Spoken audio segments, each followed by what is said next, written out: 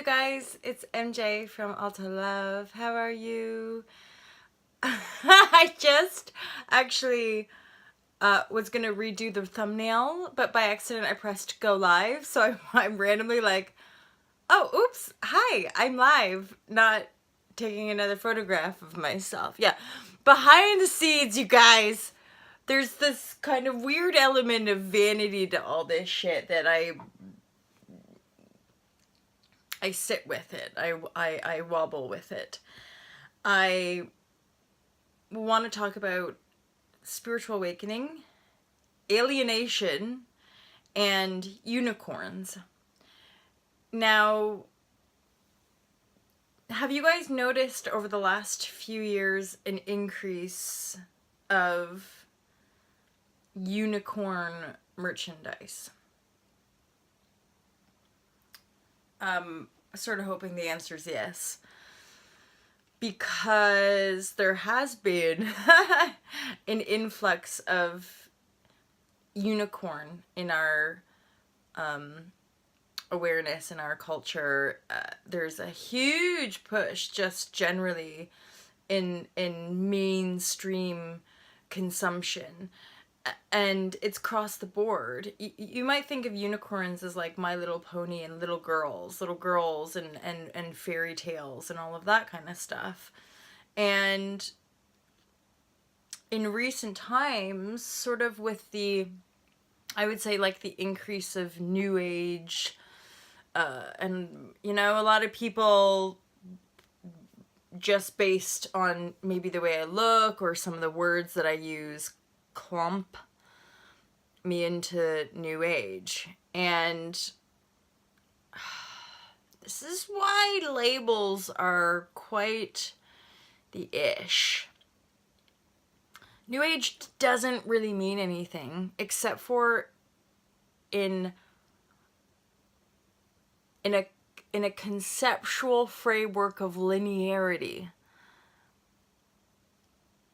So we all have to buy into a certain timeline of our projected future as a humanity for certain, you could say, tyrannical or fearful stories to unfold. And this is part of the reason I am talking about unicorns today in relationship to what we all like to call spiritual awakening. And I talk about the Great Awakening, this mass upheaval of energy in our human condition, in our human form, which is leading us to having these perspective shifts, which one aspect, and I talk about spirituality and loneliness, and in today I use the word alienation. It's kind of the same thing, isn't it? So it's the fact, and I think I briefly talk about this, I think it's my book, I talk about this in the Fearless Life Guide, where part of the reason I encourage people to unplug from mainstream media is that there is a kind of stigma or negative dogma around spirituality. So, and I joked about it in one of my Facebook shares, or maybe it was here, that we have already preconceived assumptions and judgments about what spirituality is. And I know this because I worked at a yoga retreat, a quote unquote like spiritual health retreat for the last 6.5 years, and people really slam spirituality as this, that, or the other, right? And then sort of brush it to the side as your New Age bullshit, or spirituality mumbo jumbo. You know, there's no scientific grounding for this stuff that we talk about, and I'm aware, and it's not necessarily worth vocalizing all the different ways with which we all as humans judge one another and make assumptions about who we are, the lives that we've lived, the intentions that we have. So in that regard, having a spiritual awakening in a really simple way is suddenly like your mind connecting to your heart, and you're just like, oh. And you have this awareness that there's more, and also this awareness that you're the creator, like you're, and it might not be so direct, like how law of attraction teachings are like, you're the creator of your reality and your thoughts create your reality, and that kind of more black and white way of looking at our creative potential. And yet how I see it, it's like this very tangible, visceral experience where you experience your oneness connection, which means you either have some profound revelation in your heart. So to me, a spiritual awakening really has to come from within your experiential realm, which is the energy field, which is your emotional field. But it's an emotional field awakening in the mind, right? And so there's a fusion, a synergy that happens within your own body, which then shifts your perspective of how you're seeing the world around you. Now, a huge common thing, and I've talked about it before, spiritual awakening and loneliness, and or spiritual, you have these profound shifts, and then you're like, oh my God, you guys, do you realize we're all one? Or like you maybe have this urge of like, I need to be of service, I want to help, I want to wake people up, I gotta, and we kind of go on this, and that's one element. So that's, and I've experienced all sorts of these aspects. So, alienation, we feel alienated because, like, we might start doing that. Go back 20 years for me, like, I start, like, but guys, you get this, we're all one. There's no real borders. You know that we're all just creating the economy, and it doesn't actually, and people are like, you crazy girl. Like, get with the program, Molly. You just gonna have to sacrifice your principles to get ahead in the world. You're gonna have to use your sexuality to get ahead of the world. Like, just slamming me into that box I talked about yesterday, right? Slamming me into that and that reality. And so for me, there has been that deepening, that having to drop deeper into my connective field and separate or withdraw myself from those people, places, and things that just made me an alien, like projected that aspect onto me, like I'm totally insane for having these thoughts, or I'm totally crazy for wanting to believe in love, or I'm totally, whatever. And so it's one and the same as far as like other people's resistances, but then we bump up against those resistances when we're kind of new to it all, because there's part of our ego, or like our attachment to outcome, or like this like desperate feeling for a more loving world leads us to kind of act out in ways that are a bit like bonkers or alienating or destabilizing to the status quo. That brings me to the next point of this share, which is talking about unicorns. And I will link in the video that I watched, because you know how all this fucking internet shit works. You're kind of like, what's being, actually, I don't even think like that. Literally, I'm just like, if I notice a video a couple times, if I get a little like bing, a little inner ping, I will watch it. I'll check it out. So I want to say that the video channel, the YouTube channel is something called like Truth Stream Media. And it popped up. It kept popping up in my like long list, even though like I don't tend to go down that, but I do find myself in those kind of like conspiracy, like Elon Musk, Edge of Wonder, I do find myself watching those, but I tend to watch actually everything with a grain of salt. I watch everything with like what is this? Like, nothing is truth outside of me. Nothing is like the reality. Even though everybody thinks because it's true. Because the thing is, our personal reality is our personal experiential reality.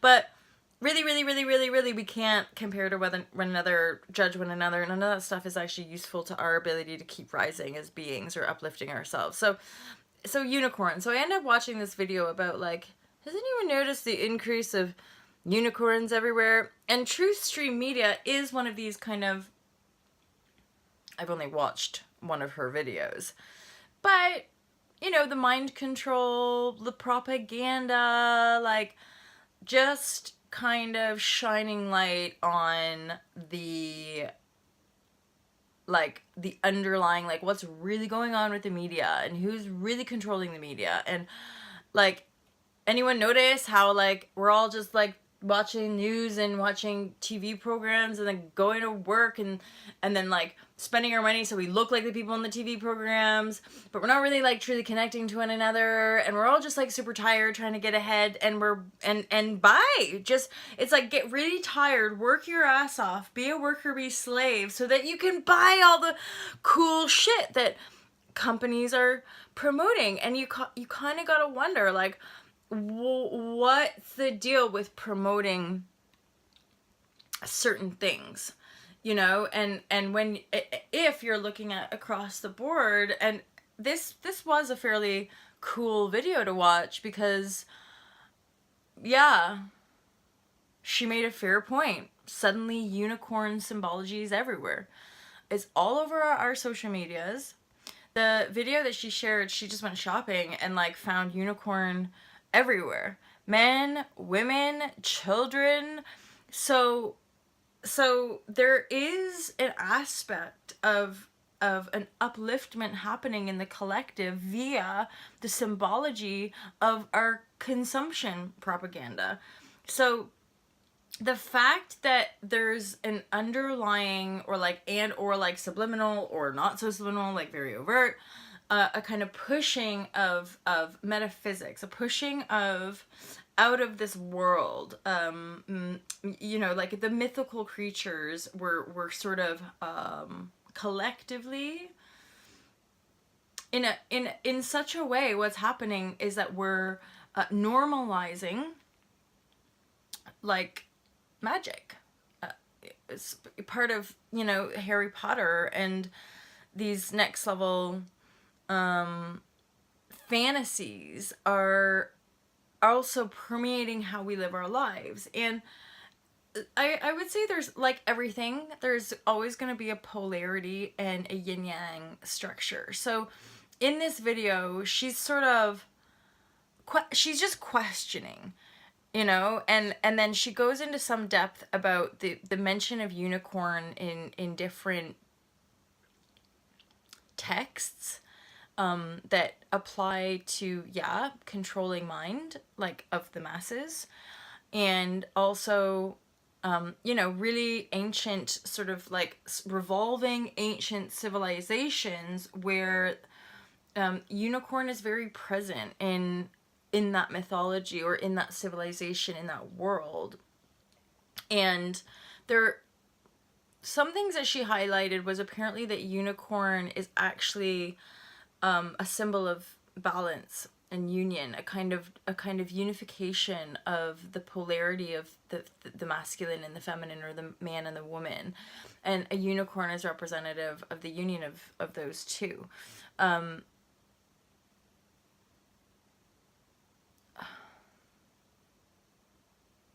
So, and there's also a symbolic resonance with the unicorn as far as a third eye awakening.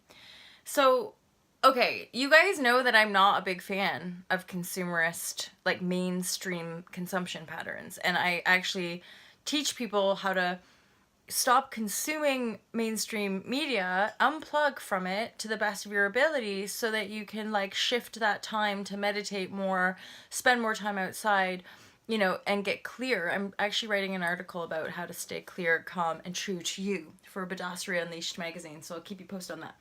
Anyway,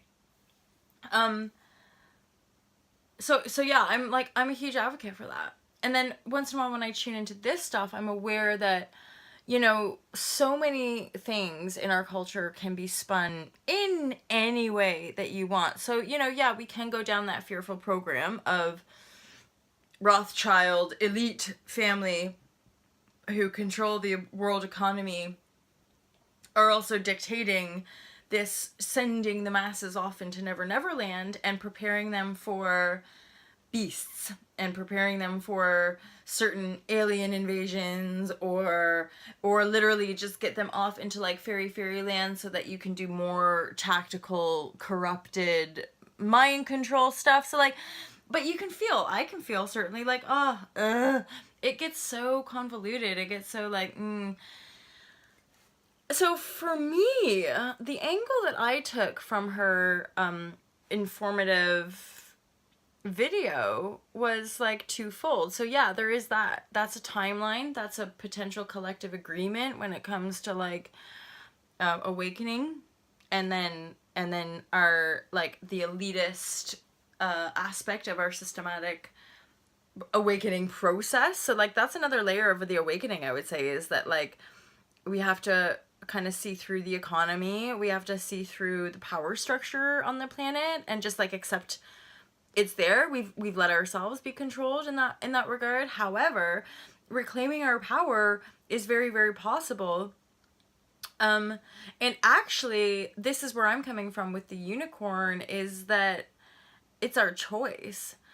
There's a quite a powerful feeling of, see, that's a really fearful negative spin on how and why things are being propagated.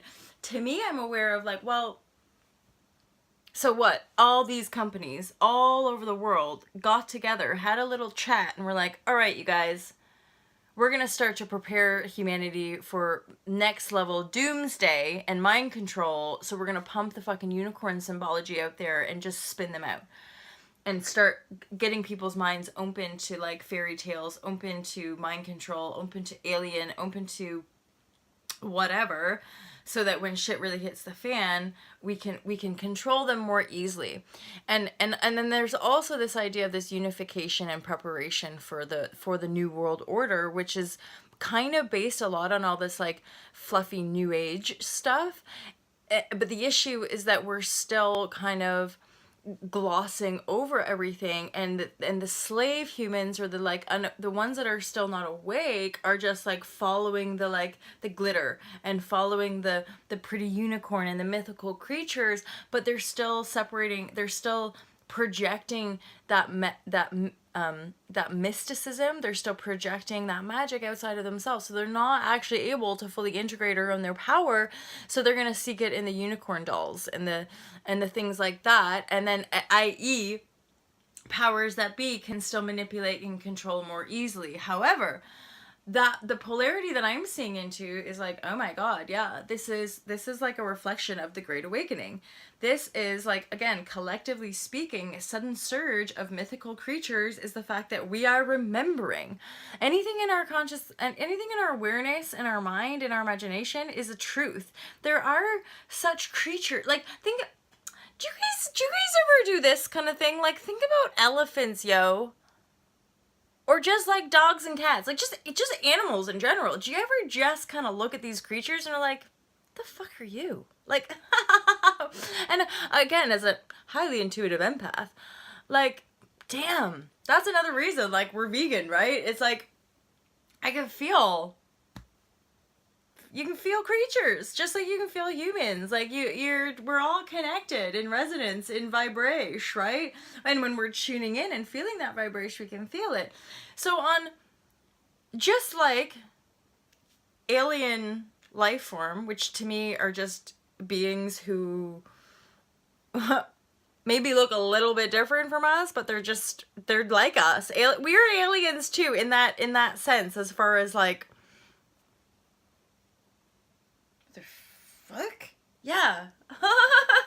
You know, we are, I think, more of like Star Trek, Star Wars, intergalactic, like that kind of stuff as where we're headed. But we kind of, and that's just part of remembering cosmic origins, which I probably will discuss with you in greater detail when more people maybe ask. But like, cosmic origin to me was like the final piece of me taking that kind of final leap to just be in my authenticity and to be in my flow.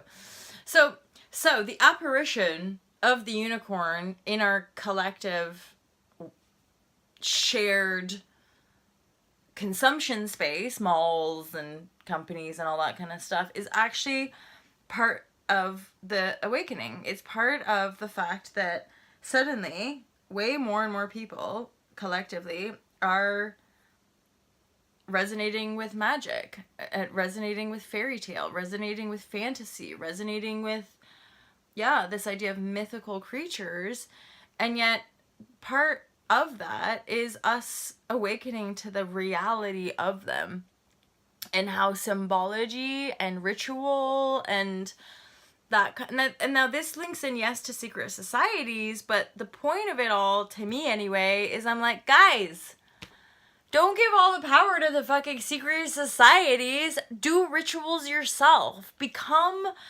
your power.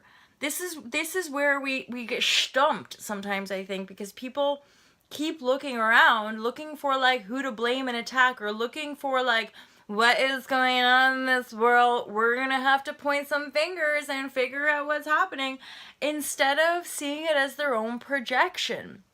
And this is where, for me, the healing of the emotional body is just par for the course, because if you're still getting triggered emotionally, you're still actually protecting yourself from painful parts of yourself, like cellular trauma, that you're gonna have to heal at some point, which literally just means you're gonna have to experience the feeling of it again. It always passes. Cellular trauma healing, like, always passes, but it's there, and it's there as long as it's there. And it's only when you read my article for staying clear, calm, and true to you, it's only when we get really focused and disciplined and staying true to who we are, that there's where the miracle life really starts to unfold. And the beautiful thing, and it's a step 5 in the Fearless Life Guide, is surrender knowing. Super profound. And yet, like, people... there's a good cohort, like there's a good chunk of you, couple of you are clients, and I'm working with you as you sit the material. And then I got other people who like maybe bought the book 6 months ago or even a year or 2 ago, and they're like, yeah, I've only got to step 2. And it's cause like, it's never like I thought this stuff when I like was writing. It was just like whatever had to come through me came through me, and I could feel the process coming in. But like, it's like weird, one of those things where actually it's like super deep, the book, like it's super juicy and deep and profound, and then people might read it, but then when it actually comes to like endeavoring the emotional work and sitting with your anger, or sitting with your resentment, or sitting with your jealousy, and like looking at the thought and then detaching from the thought and then trying to whilst feeling the waves and storms moving through your energy field, people are like, nope, don't want to do that, don't want to feel that, don't want to go there. I'll just put the book down. And stop reading. So people of the world, a lot of people don't quite get to step 5, which is surrender knowing. And surrender knowing is kind of like the biggest release, and yet on an egoic level, or like an arrogance level, it's challenging for people, because in a way, their ego or their arrogance, it protects them. They think their ego and arrogance is keeping the status quo, or making them important, or making them whatever, but in the long term, that literally just blocks our healing, and it blocks our ability to feel love, and then it blocks our ability to be love, and be the change, and be that kind of shiny, radiant, mirror that we're all like working to be for one another. And it's all just love. That's part of like sharing the message with you guys. Like, you are made of love and stardust, and so is all creation. It's like being in our own movie, and sometimes to really empower your own projector stuff, there's I call it the karmic backlog in the book, you guys. And for me, it's taken a good like 6 years to shift the karmic backlog. Plus we have the divination of the planet. So it's like my body has been my lifelong kind of driving force for transformation. And then once I stepped into my new form, which is now crystallizing, it's like love and money, which we're in the Venus retrograde, or coming out of that, but we're in this phase in our planetary shifts where I think many of us who are empathic and have kind of been really a lot in pain, and life is fucked up, and people deny us or twist things, and now we're seeing like veils being lifted, where suddenly there's like a bit of a turnaround where people like start to appreciate us rather than hate us, and embrace the teaching rather than deny the teaching, and then endeavor to live it. And that's really important, because that's something that comes up for a lot of us. People call it spiritual bypassing, and it's okay. But I think it's why a lot of us have those experiences of alienation, because people talk about spiritual awakening like it's one, like it's this thing that, and then once we have it, we're all going to fit into one big bubble together. And I really, really don't. If anything, spiritual awakening is way more alienating, and that's why I recommend people from the Fearless Life Guide withdrawal. Like, when you're undergoing this stuff, like, it's fine to just be on your own and take time for yourself to like make sense of you and be with you and love and accept you. Like, just, it's just all you, and you can love and accept it all. And then let's just keep watching this unicorn evolution. What do you guys think? Tell me what you guys think about like the elite, and what is your intuitive kind of sense of like a new world order, but that is kind of pulling the wool over our eyes, so to speak.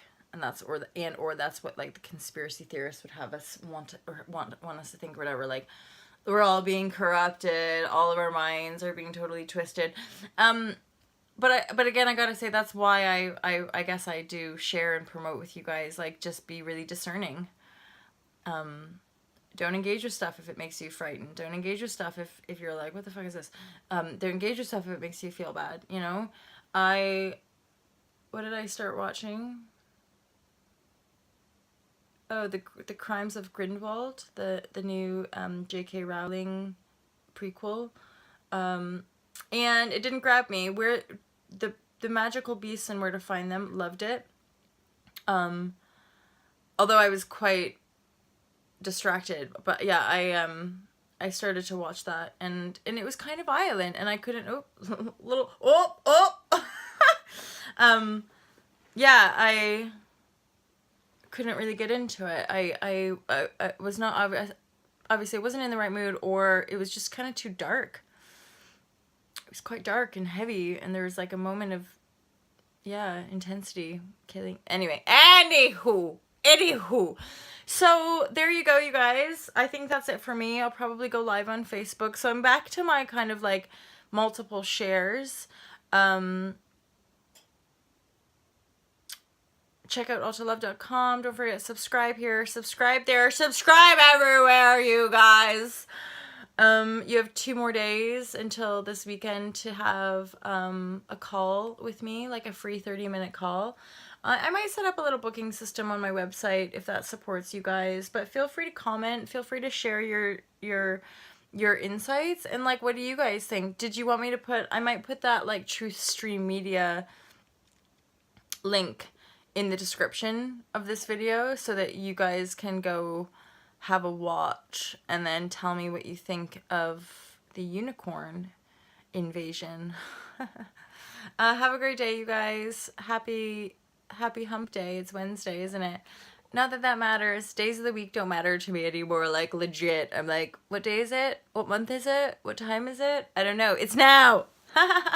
Love you guys. Have an awesome day. And I look forward to speaking to you real soon. Peace out. Bye.